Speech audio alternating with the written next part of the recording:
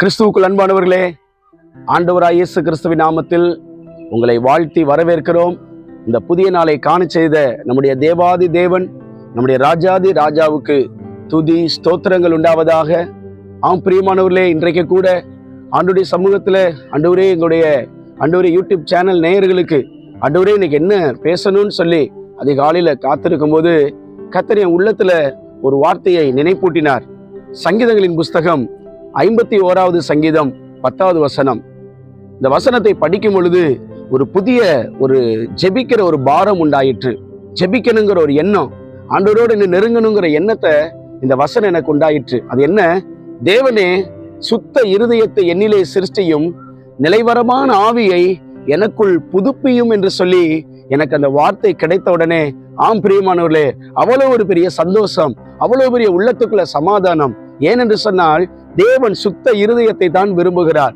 இருதயத்திலே சுத்தம் உள்ளவர்கள் பாக்கியவான்கள், அவர்கள் தான் தேவனை தரிசிப்பார்கள் என்று நம்முடைய மத்தேயு நற்செய்தியில நாம் படிக்கிறோம். எரேமியா சொல்லுகிற போது சொல்லுகிறார், அந்த இருதயமே மகா திருக்குள்ளதும் கேடுள்ளதுமாய் இருக்கிறது என்று சொல்லுகிறார். நம்ம ஏன் ஆண்டவரோட தொடர்பு கொள்ள முடியல? நம்ம ஏன் ஆண்டவரோடு பேச முடியல? ஆண்டவரையே நம்மோடு பேச முடியலன்னு சொன்னா இருதயம் தான் பிரியமானவர்களே. நம்முடைய இருதயத்தில் இருக்கிற கசப்புகள், இருதயத்தில் உள்ள வெறுப்புகள், மன்னிக்க முடியாத தன்மைகள், இதெல்லாம் உள்ள இருந்துகிட்டு தான் நம்ம ஆண்டவரோடு பேச முடியாமலும் அவர் நம்மோடு பேசுவதை கேட்க முடியாமலும் போகிறது. எனவேதான் தாவீது இப்படியாக ஜெபிக்கிறார், சுத்த இருதயத்தை என்னிலே சிருஷ்டியும். அடுத்து பாருங்க, நிலைவரமான ஆவியை எனக்குள் புதுப்பியும் என்று ஜெபிக்கிறார். அது என்ன நிலைவரமான ஆவி?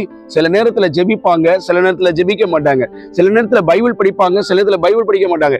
இப்படி ஒரு ஸ்டெபிளைஸ் இல்லாத ஒரு வாழ்க்கை, ஒரு இசிஜி மாதிரி இப்படியே ஓடிக்கிட்டு இப்படியே இருப்பாங்க. அது இல்ல, நிலைவரமான ஆவியை எனக்குள்ளே புதுப்பியும் என்று சொல்லி ஜெபிக்கிறார். எப்பொழுதுமே ஒரு தேவ பிரசன்னத்தை சுமக்கிற ஒரு பாத்திரமாய், எப்பொழுதுமே தேவனுடைய அந்த வல்லமையை சுமக்கிற ஒரு பாத்திரமாய் நான் எப்பவுமே இருக்கணும் ஆண்டவரே என்று சொல்லி ஜெபிக்கிறார். ஆம் பிரியமானவர்களே, இன்றைக்கு கூட இந்த ஜெபத்தை நீங்களும் செய்து பாருங்கள். சுத்த இருதயத்துக்காக ஜெபியுங்கள். நிலைவரமான ஆவியை ஆண்டவரிடம் கேளுங்கள். நிச்சயம் உங்களுக்கு அவர் தருவார். ஜெபிப்போமா? எங்களை நேசிக்கிற எங்கள் அன்பின் நல்ல பிதாவே, உம்முடைய குமாரனாய் இயேசு கிறிஸ்துவின் நாமத்தில் உம்முடைய சமூகத்துல வருகிறோம். சுத்த இருதயத்தை எங்களுக்கு தாரும் ஆண்டவரே. அப்பா, நிலைவரமான ஆவியை தாரும் ஆண்டவரே. சுத்த இருதயமுள்ள இஸ்ரவேலர்களுக்கு கர்த்தர் நல்லவராய் இருக்கிறீரே. இன்றைக்கும் கர்த்தர் எங்களுக்கு நல்லவராய் இருப்பீராக. இந்த வீடியோவை பார்க்கிற ஒவ்வொருவரை கர்த்தர் ஆசீர்வதிப்பீராக. இயேசு கிறிஸ்துவின் நாமத்தில் வேண்டிக் கொள்கிறோம் எங்கள் அன்பின் நல்ல பிதாவே. ஆமேன், ஆமேன். ஆம் பிரியமானவர்களே, கர்த்தர் உங்களுக்கு சுத்த இருதயத்தை தருவார், நிலைவரமான ஆவியை தருவார். God bless you.